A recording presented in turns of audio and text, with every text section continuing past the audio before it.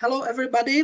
Welcome to our today's discussion, which is going to be dedicated to very important topic and very, unfortunately, contemporary trend of our times, that is militarization. Polish Foundation and Upshot published recently a new ebook, which is dedicated to this topic. And I am here with three of the authors.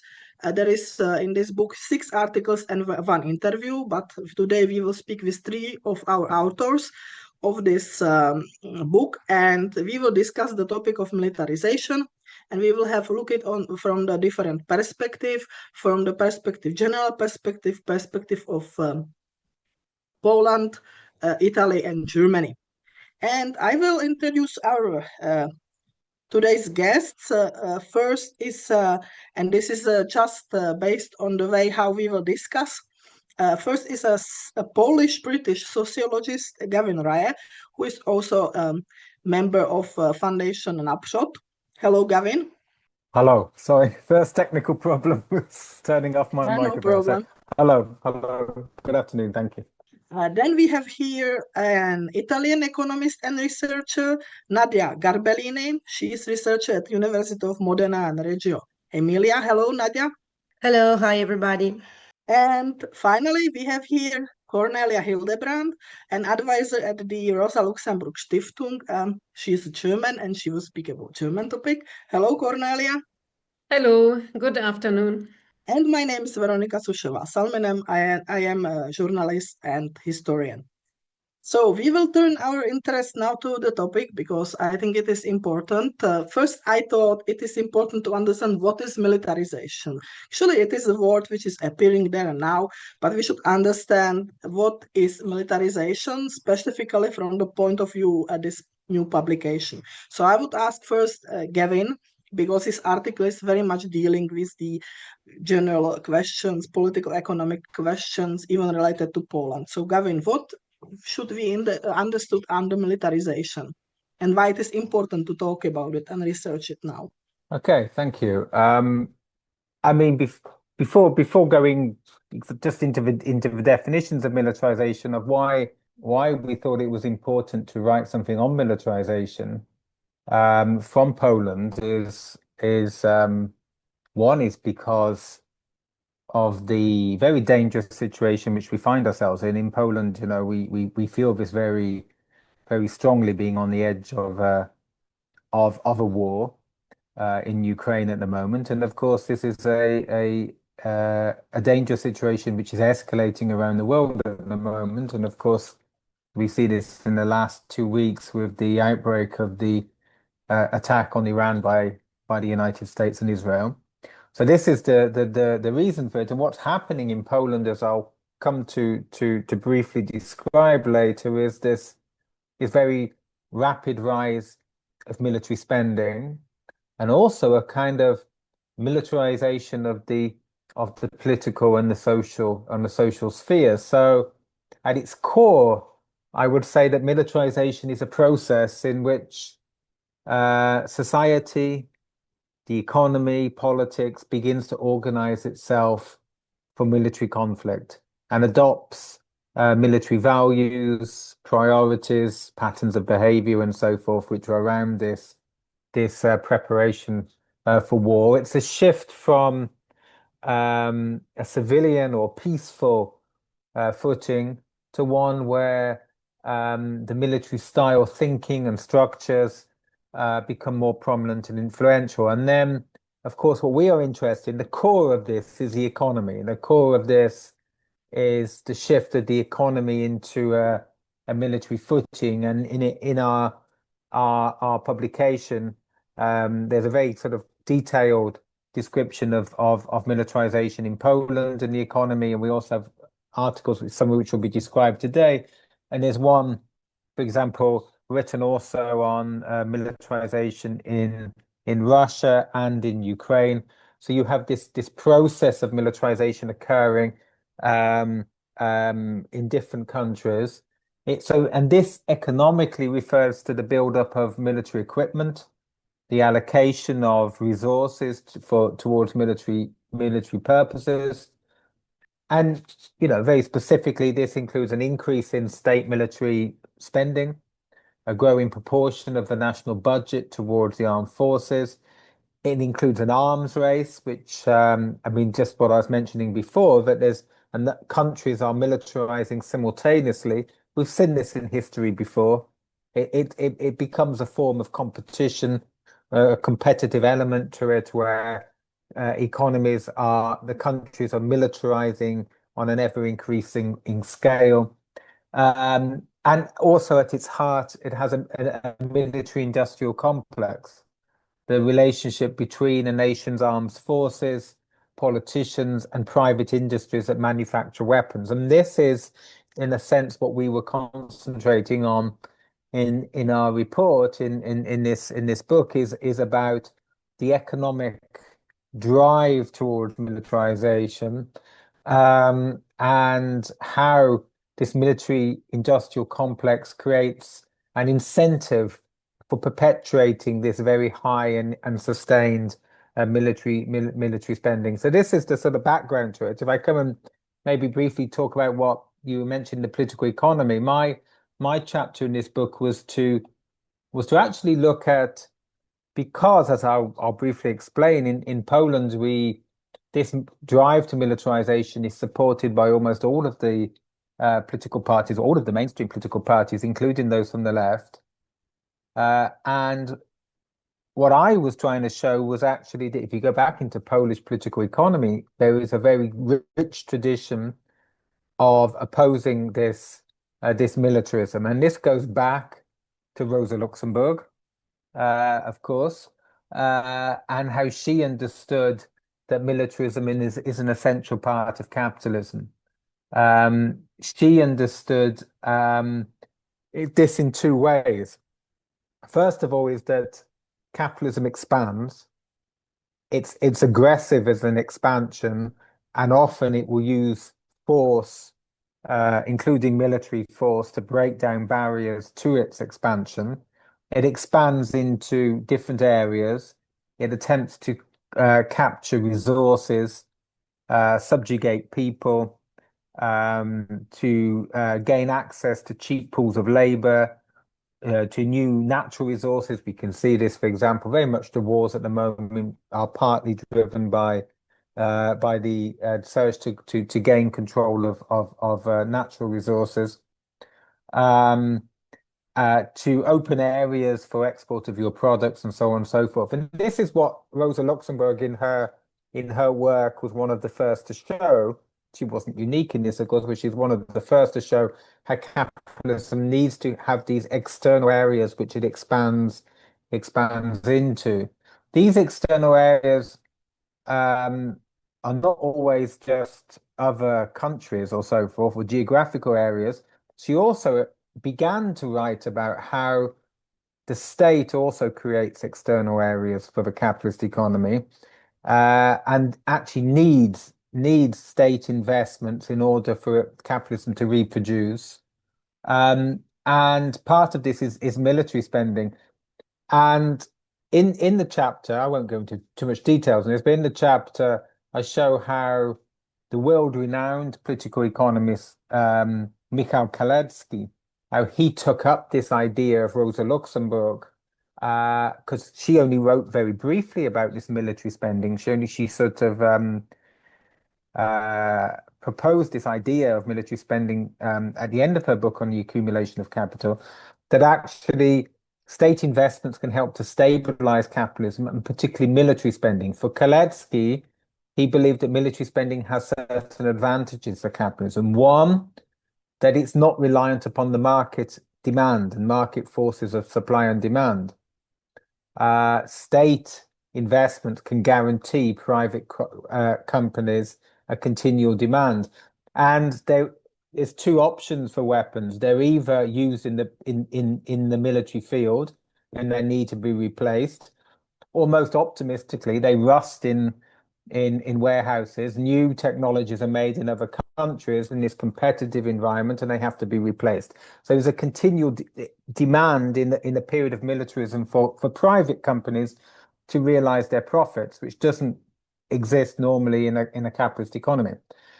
Secondly, it doesn't compete with other areas of it. It doesn't compete with other capitalists who are producing other things. It's separate from these fields, so it has a privileged role within the capitalist economy and capitalists who are normally opposed to state investment.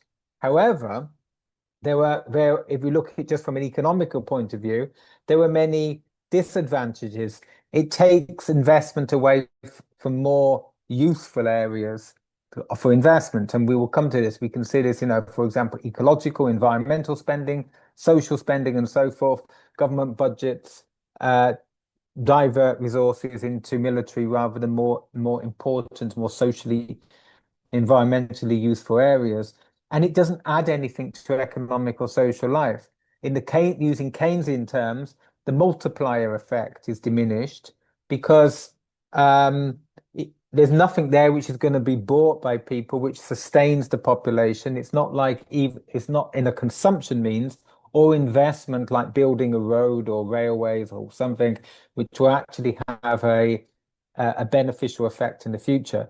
As I said, the most optimistic things is these things which have produced rust. The most negative things is it actually destroys human and material life, and therefore takes away from human development. So this is a sort of background. And what about the situation now? Well, we see this huge expansion of military spending around the world.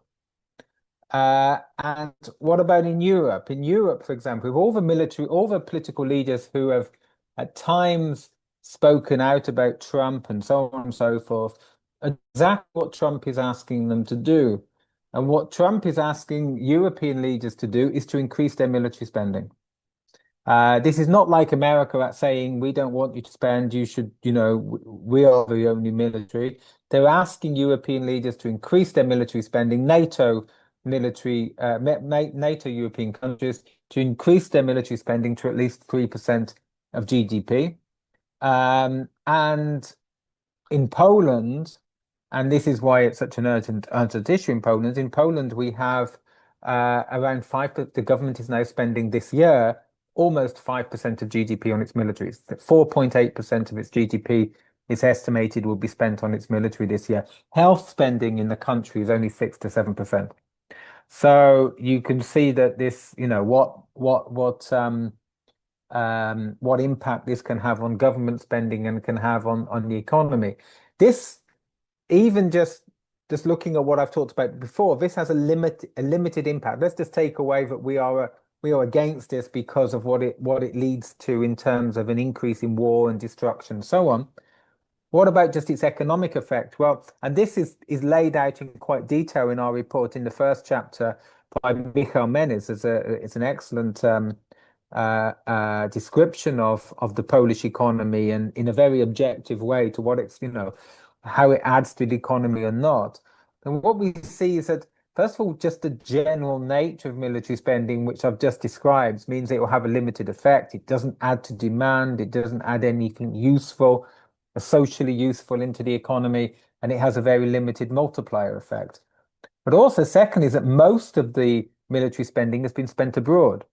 Up to now, around 80% of the military equipment and infrastructure, which has been hardware, which has been bought by Poland, has been bought either in South Korea or in the United States of America. So this is any positive impact which it's having in the economies. It's having the economies positive impact on the economies elsewhere, and it's pushing the Polish economy further into debt, increasing its public debt and so forth as it funds this military spending. Just as an aside, politicians and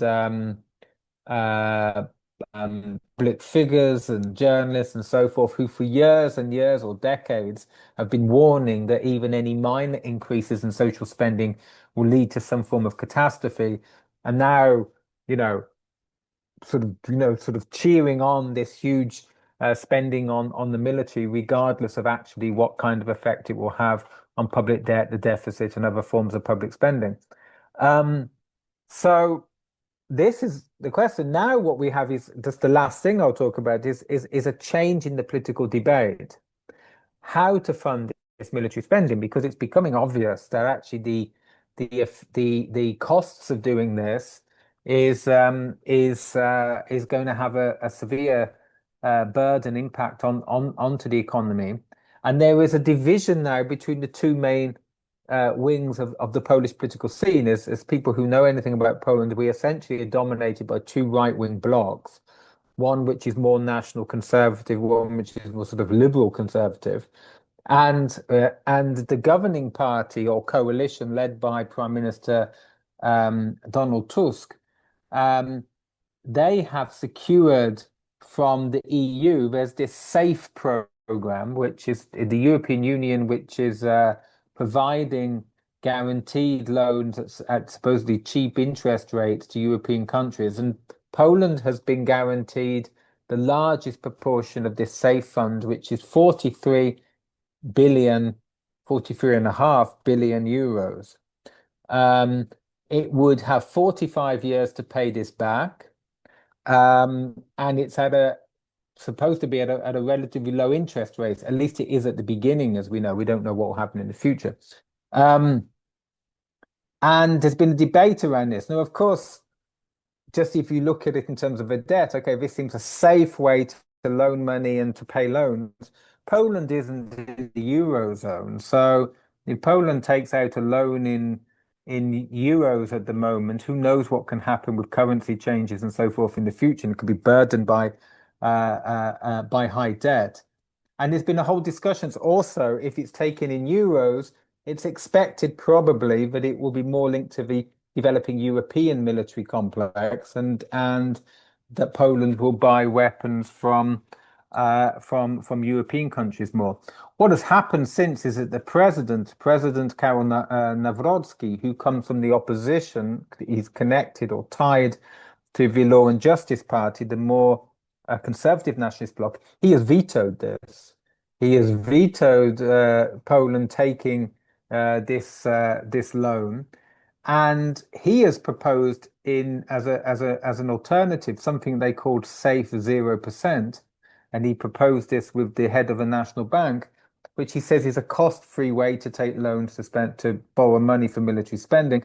And what this, I mean, to be honest, I don't even, all the technicalities are very unclear, and I'm not an expert on this, finances and so forth, but is that you will sell part of Poland's gold reserves and turn the gains from selling the gold reserves into cash and use this cash to spend the money on the military spending.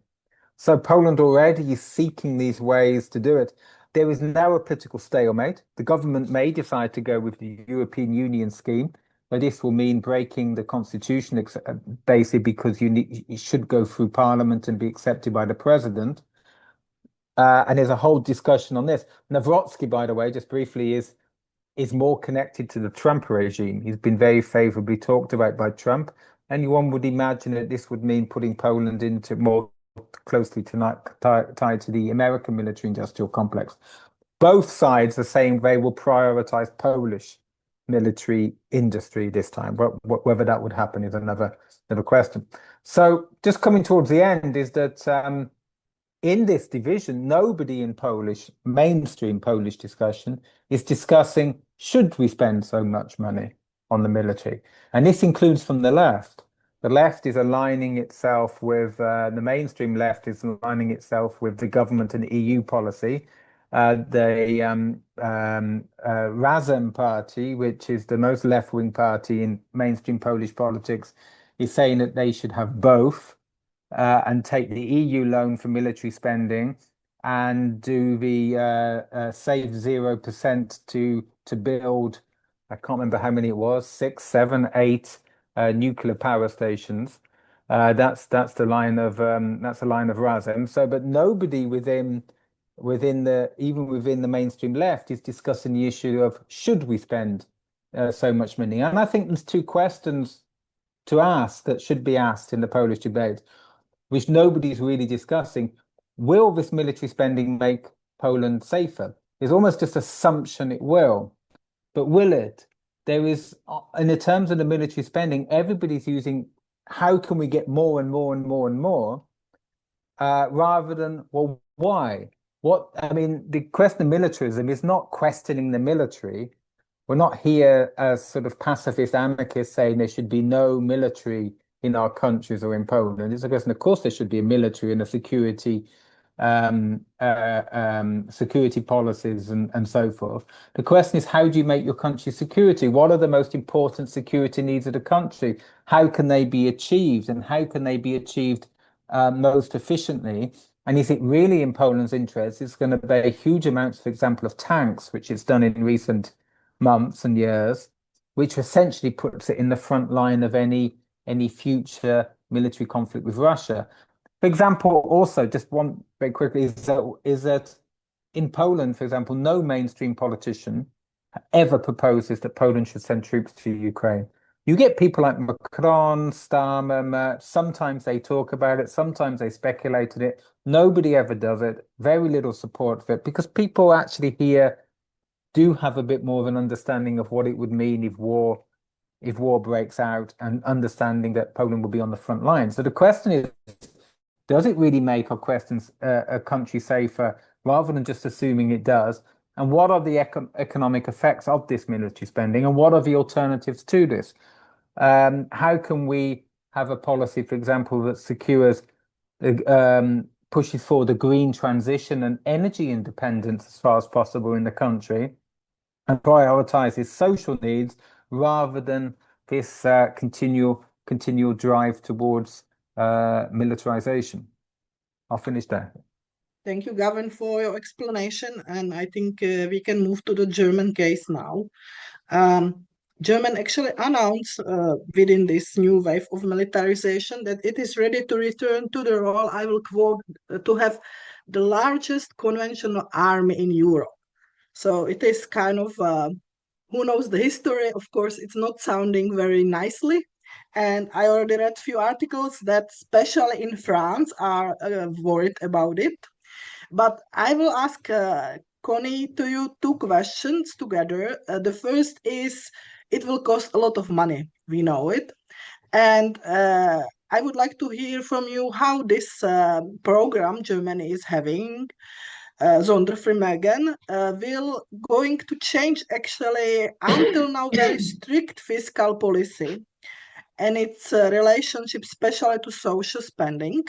And second question is more general, it's related to these worries, and it is how this trend is embedded or related to the German foreign policy and its continuities and discontinuities in the current context. At first, many thanks for inviting me in this podcast episode. And let me tell you, also the German Chancellor Friedrich Merz declared in June 2025, Germany is back on the map. We are one of the strongest. And his aim is to develop the German Bundeswehr into Europe's strongest conventional army. Germany should lead as a role model for Europe, and this goes hand in hand with the fact that Germany no longer pursues a policy of military restraint. And the policy of military restraint was the whole time after the Second World War, and even in the time of the Cold War, the political compass for the foreign policy in Germany. The first person to question this was the federal president Joachim Gauck in 2014. Since 2014, Germany's military spending has doubled. Since this time, in 2024, Germany had the world's fourth largest defense budget. After USA, China, Russia, Germany now ranks on the fourth position with $88.5 billion. And this changing was connected, of course, with the Russian aggression against Ukraine. And in 2022, the Chancellor Olaf Scholz declared the turning point and made the 100 billion euro special funds available for rearmament of the Bundeswehr.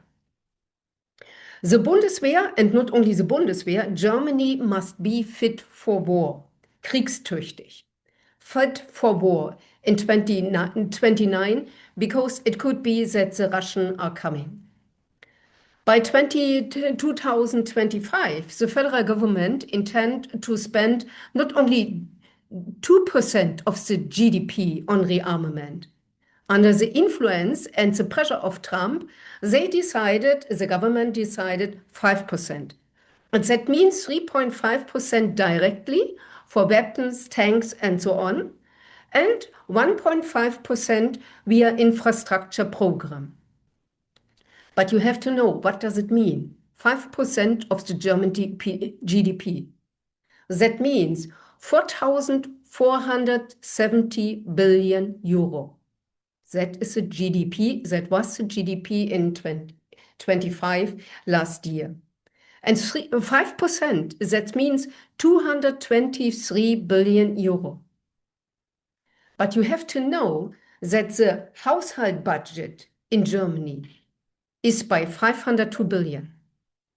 That means 5% is near to the half of the budget, of the household budget of Germany. Of course, they don't want to do it immediately. Next year, for example, 27, 108 billion euro, and 29, 150 billion. That means 3% of the budget, of the household budget, will go only for the military budget. That is impossible. That is also impossible today, because the budget deficit in this moment, in 25 and 26, in this household, is by 144 billion euros. And that's, of course, connected with the demands. We have to reduce the social spending. And this goes hand in hand with the statement, especially from the Chancellor, includes the campaigning of his own party in the federal country, in the electoral campaigning. We can no longer afford the welfare state. We have to cut. And the proposals from the conservatives begin with the increasing of the work hours per day, per week, the abolishing of part-time jobs, the rising of the retirement age of 70 years old, the cutting of social benefits, and the reducing of housing allowance. And you have to know that more than 50% of the German population is living in rented flats, and 14% of them have to pay more than 40% of their budget only for housing. And also we see the ideas to cut the health system. The first measure was, 2 years before, the reducing of the number of the beds in the hospitals.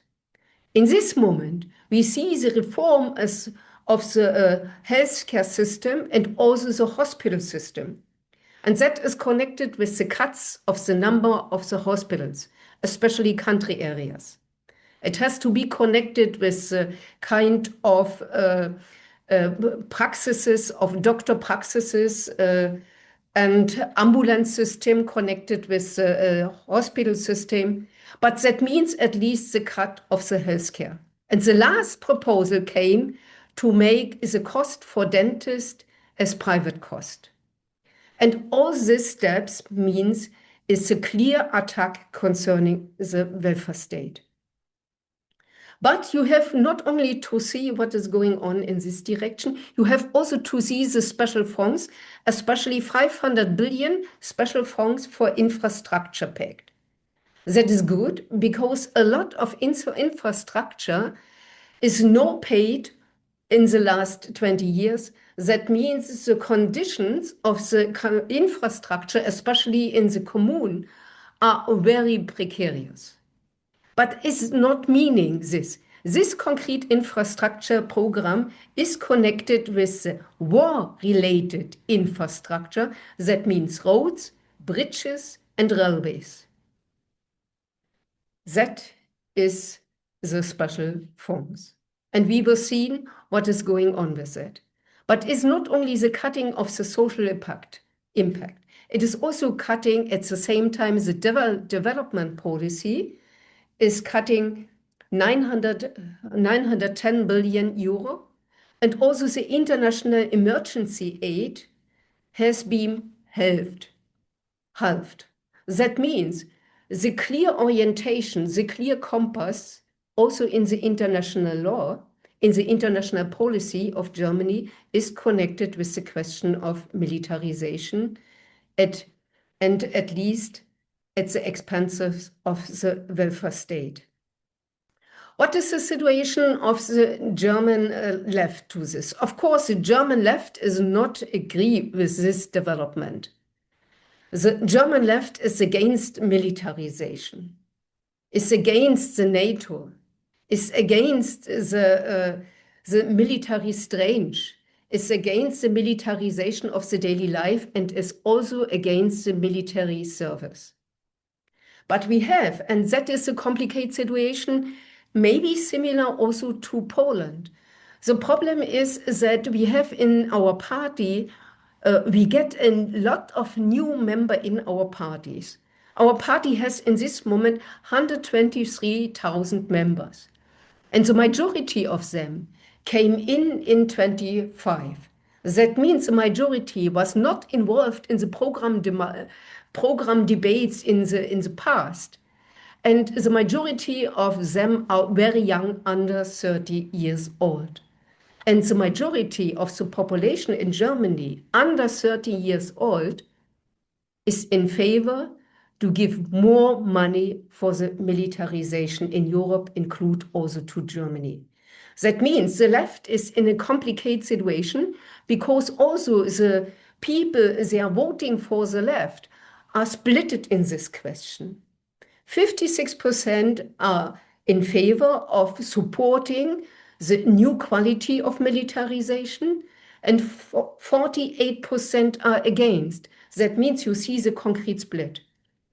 But, and that is my hope, that the majority connected with the question of military service. Do you want to go to the military service? What do you think about the military service for the young generation? In this moment, we see 60%, more than 60% against in the population under 30 years old, and also in the member of our party. That means what we have to deliver, and that is an open question. Of course, we are against the NATO because the NATO is a military pact. But what we have to explain to the people, and we are not in this moment in the active process to translate our own ideas in the broader way.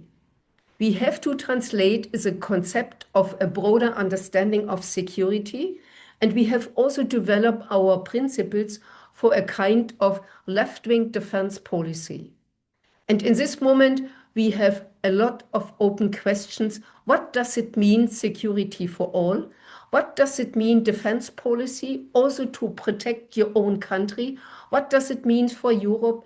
Means this a European army, or we are against the European army?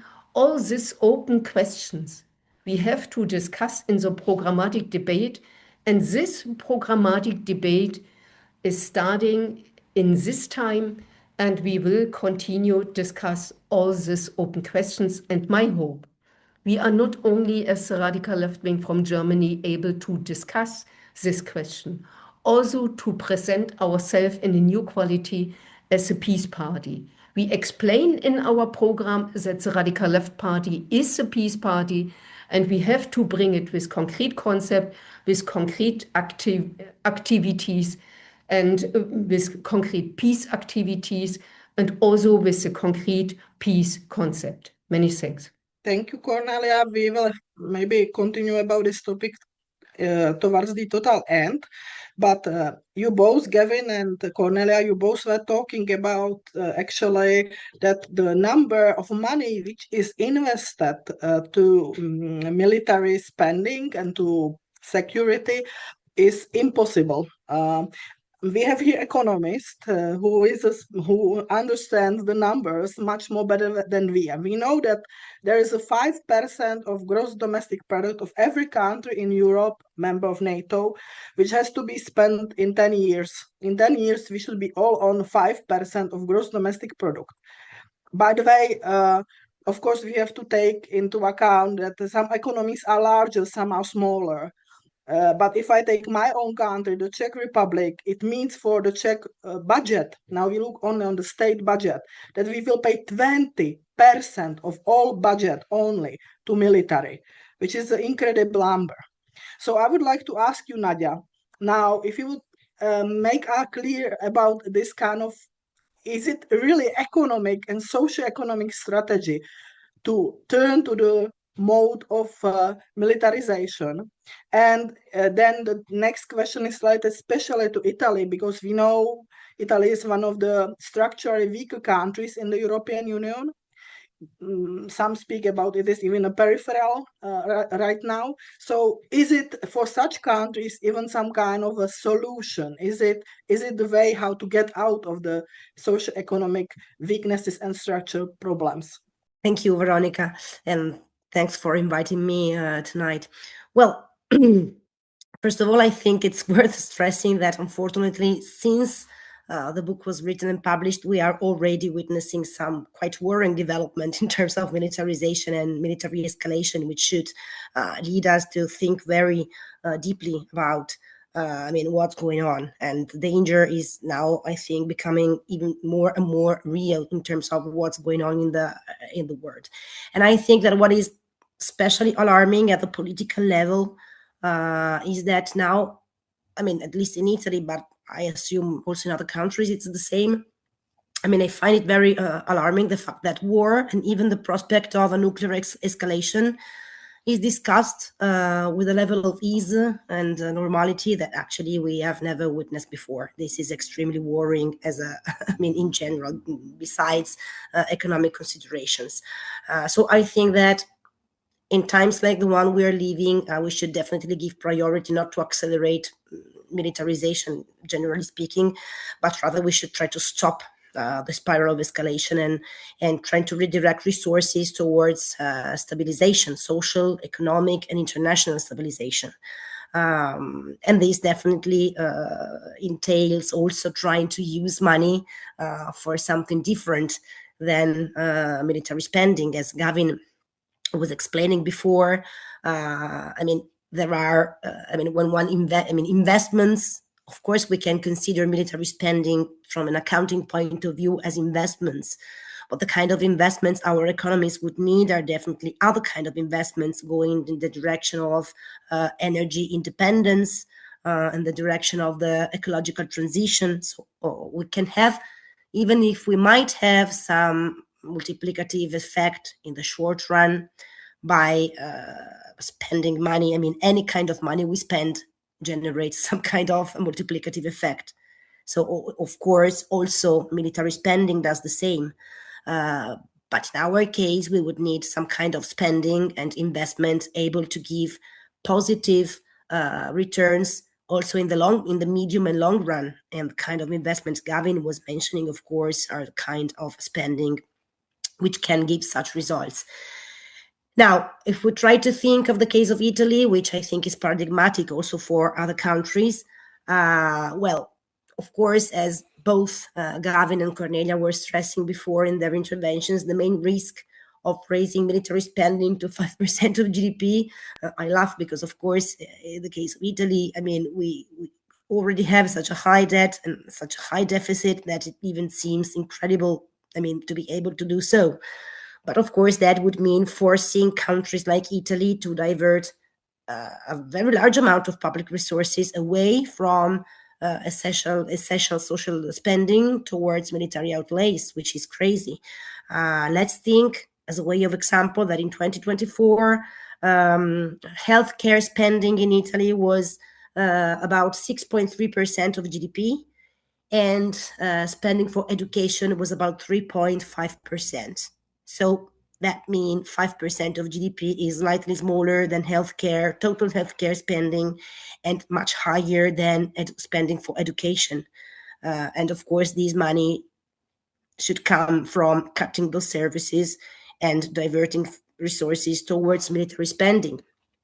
That basically means cutting, again, welfare, education, public services, which is somehow exactly what Mario Draghi was suggesting in his report when he said that we need to mobilize private savings. So mobilize private savings exactly means cutting public spending for welfare, broadly speaking, in order to compel people, push people to rely on financial markets to obtain services that are currently publicly provided.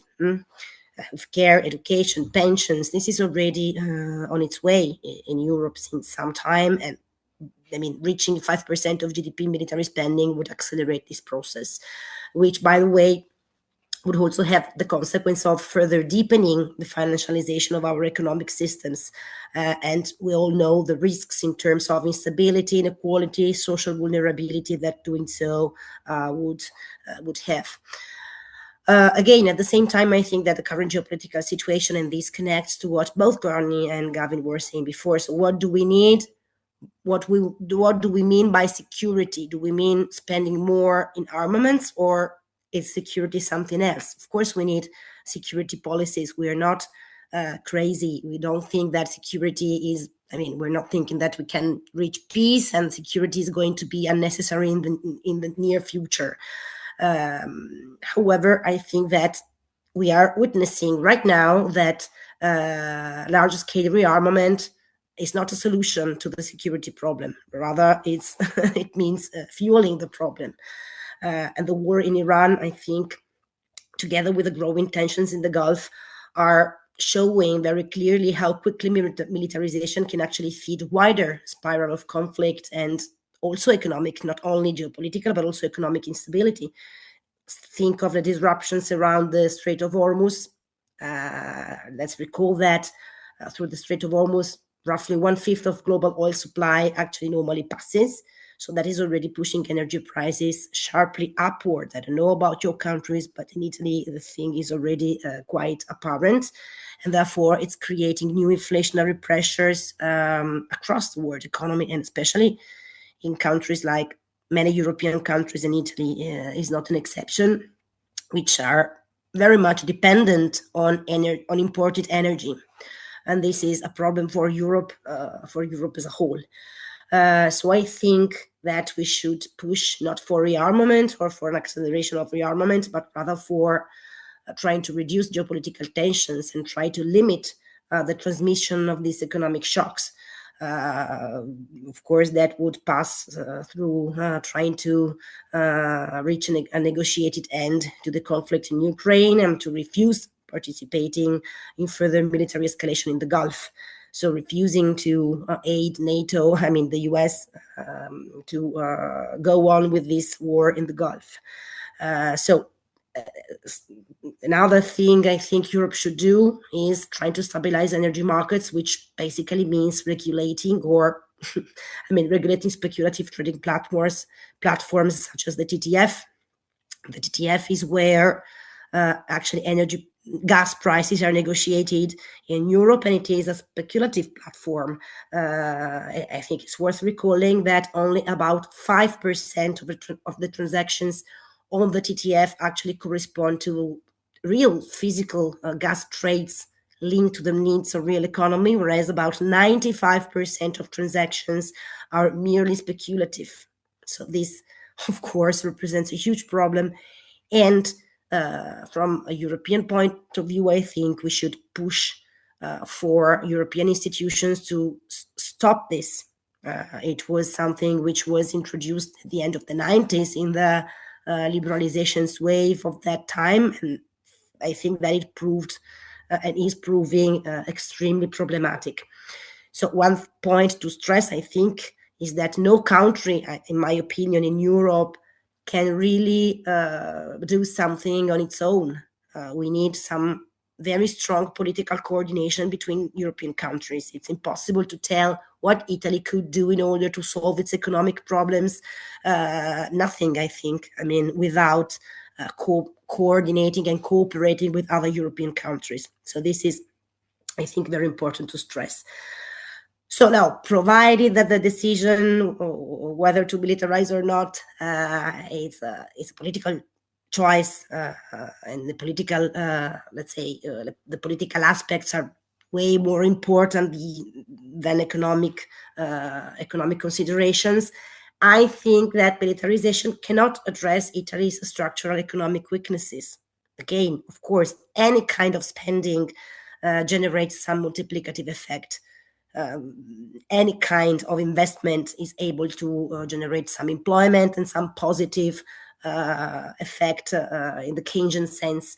But of course, Italy's main problems are the fact that wages are very low, the fact that domestic demand is very weak, the fact that we are strongly depending on imported energy, the fact that we have chronic underinvestment in productive capacity in sectors like renewable energy, for instance. So those kind of investments would be way more economically efficient in creating positive multiplying effects, much more than militarization, as Gavin was saying.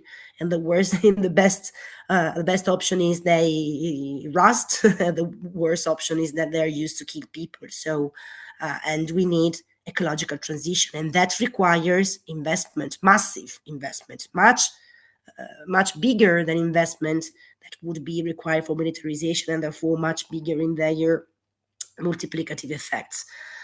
So I think that the other problem is that Italy, but not only Italy, also I think other countries, Italy's current productive capacity in the military industry would cover only a limited share of new military demand. So that would translate into more imports, and especially more imports from the US, which is of course very good for the US, but probably not as good for Italy and Europe in general. So also from the economic point of view, I think that militarization is not a good option to obtain positive economic effects, if not in the very, very short run, which is definitely not what we need. I think that thinking in the short run only is one of the big problems Europe have been displaying since its inception. So we should probably start thinking in the long run, not in the short run.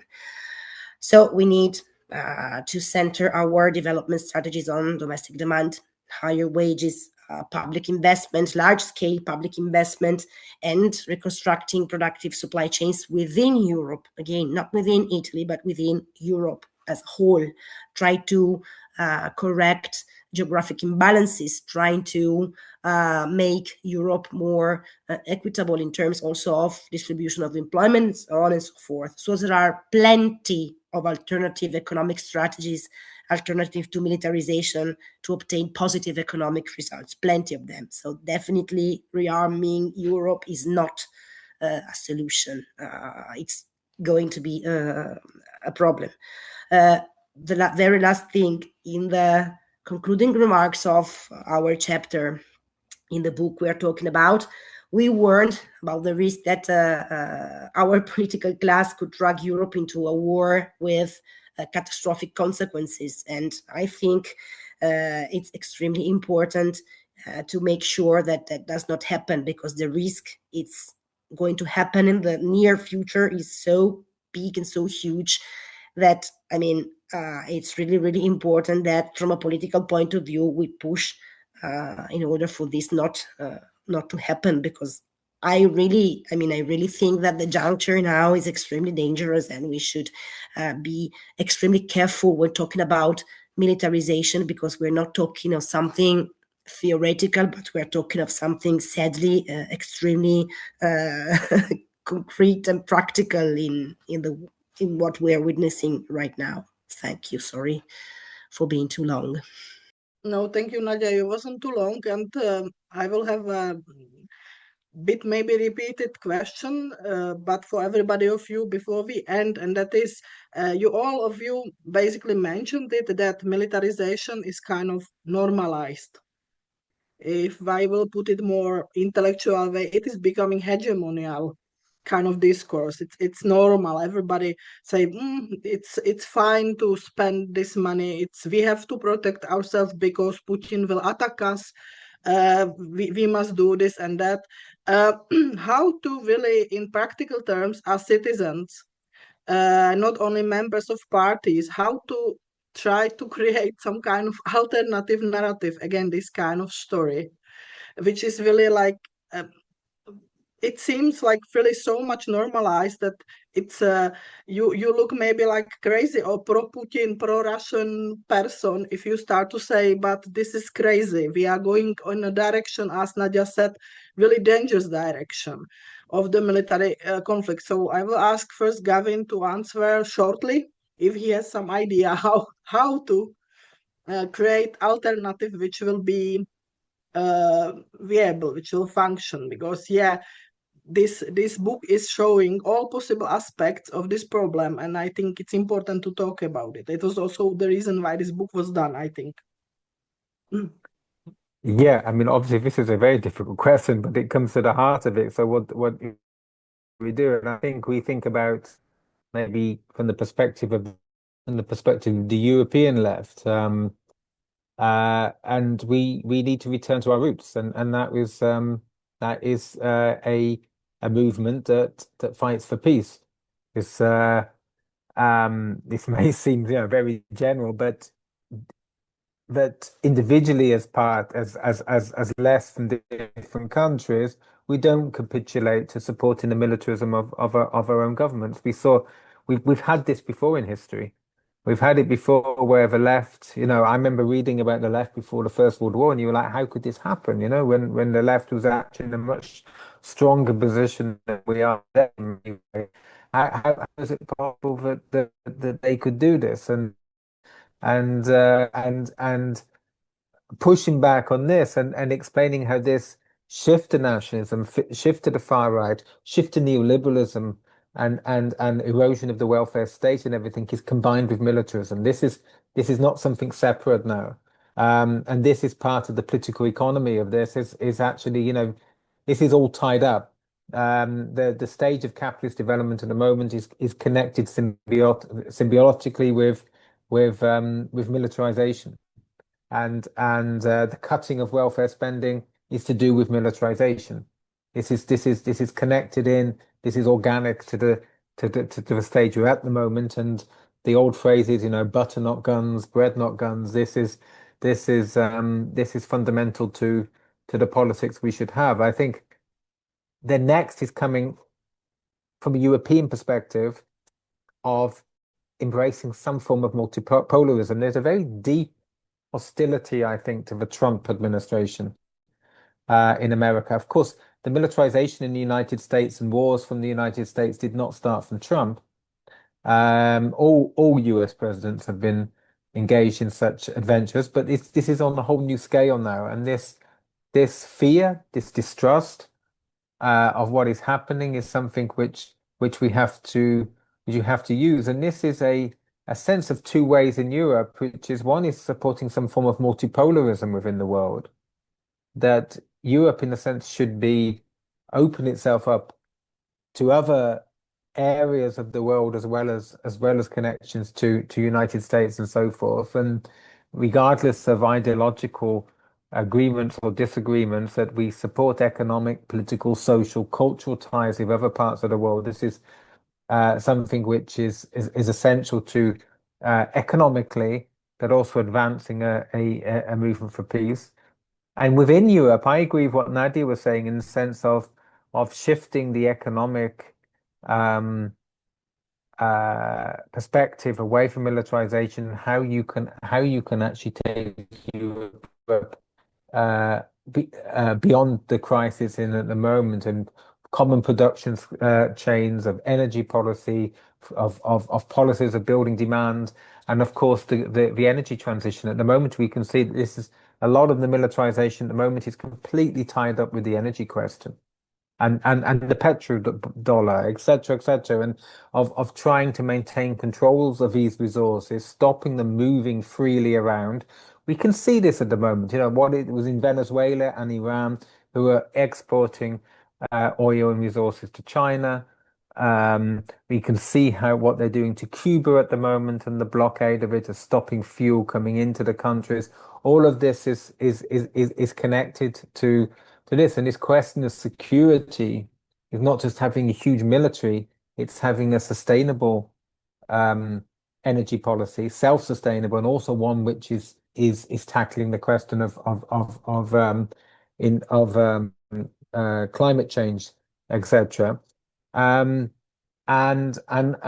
one which is not tied into these continual perpetual military conflicts. And Europe, in a sense, has to stand on its own feet. I mean, I think Connie raised an important question. Should they, what is our question in Europe?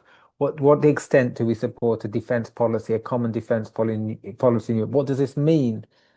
And there is a war going on in Europe at the moment.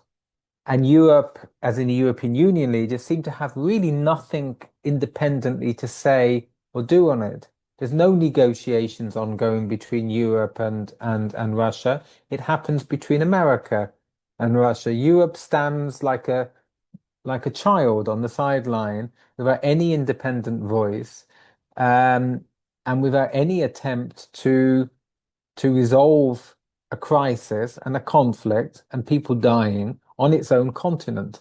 And I think these contradictions are starting to come out. I saw today, for example, the Belgian Prime Minister, who's not from our political tradition, but he said that Europe needs energy sources from Russia and should negotiate and seek peace within Ukraine and so forth. We see that Maloney has said that they will not participate and do not support the war in Iran. We see that European leaders of different types are not sending their warships to Iran and so forth to engage in this because they can see the dangers which are ahead of them. And this is a sort of maybe just early signs. I think what also Connie mentioned that the strike, the school strike in Germany is just a very basic instinct that people know we don't want to go to the army, and we don't want in the possibility that there's going to be a war in the future. We'll be on the front line. This as much as Ukrainian young men leaving the country because they know that they will be sent to the front. This is a similar in a more extreme way maybe, but a similar sentiment to this. And these very basic sentiments are what need to be. I remember, one of my first politicizations was around the campaign against nuclear disarmament. And as a young teenager, it was simply, I didn't want to die. That was the instinct that in the Cold War, there was that feeling of imminent nuclear war. And we're probably at this moment standing in a much more dangerous situation. And I think recognizing that urgency and how it connects to different things is the way forward for the left beginning to lead the movement against against this drive towards war and militarization. Thank you. Connie, do you have something to add to this? I will, yes, of course. I will remember on the speech of Ursula von der Leyen last Monday in the European institution, especially the sentence, we have to rethink the principle of international law. And I think the consequences of the break of the international law as a principle for foreign policy, that is so danger in this time. Because that means the fight of the fittest. And that means also you don't have any basic for diplomacy, for handling in a peaceful way. And I think one of the very important tasks is, especially for the European Left Party, not only for the party, for the European left, to defend the international law. And we know that the European left is splitted by the question of peace, is divided by the question of supporting the Ukraine with weapons or not. But I think the common ground to build the united, peaceful left could be defense the international law and also defense the rearmament, to stop the rearmament in this way what we are seeing is going on. And the war in Iran and the war from Israel and USA against Iran and also Iran itself, all this is the impression of the breakdown of the international law. And I think in this moment is not really understandable the future. What does it mean for the future? What does it mean for Germany when we explain, when the German Chancellor explained, the German army should be the strongest army of Europe? Under this condition, what does it mean? And I think so we have to looking for, as a peace movement, to looking for broader alliances, also from our side, from the radical left. Broader alliances, that means, of course, between the whole European left, includes the moderate left. That means also to looking for and to discuss the peace question also with the Greens, with the European Greens, and we have to discuss it, of course, also with the German Greens. And we have to looking for social movements and social institutions, includes, for example, the Catholic Church. Because in tradition of Pope Francis, Pope Leo is also going in the direction of peace with a clear announcement to defend the peace policy, to defend the international law. But that means you need some steps to build such kind of broader alliances and looking for what could be the common ground and bring this in concrete activities. But I think also it is also necessary to discuss the question of security in the broader sense. That means social security, political security, but that means also, for example, job security. That means not to defend the traditional jobs. We lost in Germany last year 120,000 working places in the industry and 50,000 in the automotive production. That means we have to looking for, is it possible to find with the social ecological transformation, only the e-mobility will be not enough, but a real social ecological transformation need a lot of investment, need a lot, and is maybe possible to create new working places. Also to looking for, also what could be, not only in the strong peace question, in the broader question, think security as a challenge for the whole society, to looking for security in the different dimensions. And that is a challenge also for the left, because for the German left, the imagine of the German left, it's a party of peace and it's a party of social security, but not the party with competences for the economy. And we have to bring also our own concept for the transition way of the economic path, in the transition path, that we have to develop also from the left-wing points. And that is an open question. And I hope we can, of course, as the European left, to bring the left-wing economic paths together, the ideas together, and to looking for what could be helpful for our people in our countries and what could be for the new kind of European integration. Because the idea of the Green Deal, of course, it was not the best way. But in this moment, we see the destroying of such small part of green thinking, yeah, green transition thinking. And what we see in this moment is a complete opposite in the war economy. And that we have to find as a breaks for stop this path. Thank you. And Nadia, what is your idea about this all? Well, I think that Gavin and Connie already listed, the great majority of things. I think I can simply add again that I think we should, let's say, insist on the necessity of finding, of having negotiations to end the conflict in Ukraine. The EU institutions were an obstacle since the very beginning to this, instead of helping, so from scratch, from the very inception of the war. And of course, even more importantly, we should be against any kind of involvement in this war in Iran, especially because I don't know about other countries, but in Italy it's presented like we have to defend countries in the Gulf from Iran's attack, but actually Iran was attacked. As Connie was saying, if we want to look at international law, Iran is not the one who started the war, but rather it's the country which was the victim of this attack by the US and by Israel. And very last thing, from the economic point of view, I think that as radical left, we should be much more critical towards,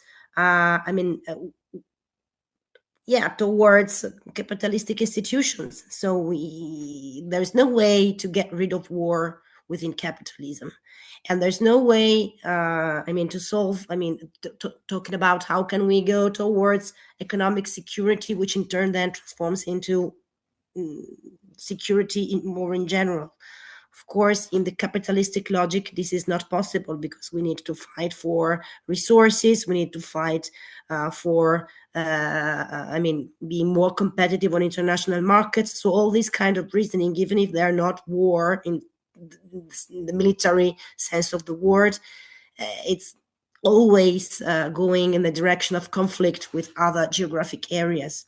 And this is part of capitalism and also part of European strategy. So I think that as radical left, we should try to criticize more intensively the approach of the European institutions, and try to stress that unless we really start moving towards a different economic system with more importance given to public planning of the future in terms of new jobs, but also working less, but also trying to find ways to go towards renewable energies and so on and so forth. This cannot be done within a market system, and so I think that we should go back to the origins of radical left and try to be more consistent with what was the original point of view of radical left about these kind of topics. I think that there's nothing more to add. Thank you. So thank you, everybody. I think there is a very positive thing about this publication, that it is showing all possible aspects of militarization, and there is the cross-country comparisons. So reader can really find most important, I think, information, at least from Poland and Britain and Italy and Germany. And there is also comparison with Russia, which, by the way, for me, it's a bit funny because everybody is all the time criticizing Russia for something, but we are actually moving in absolutely same way like Russia in many things. But it seems to be okay.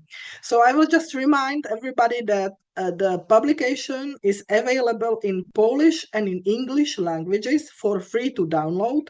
You can find it on the webpage of Foundation Napshot and Transform Europe. And we will put the links under this podcast, so you can download it there and you can read it for free. It is available for free. And I will wish everybody a good day and see you soon.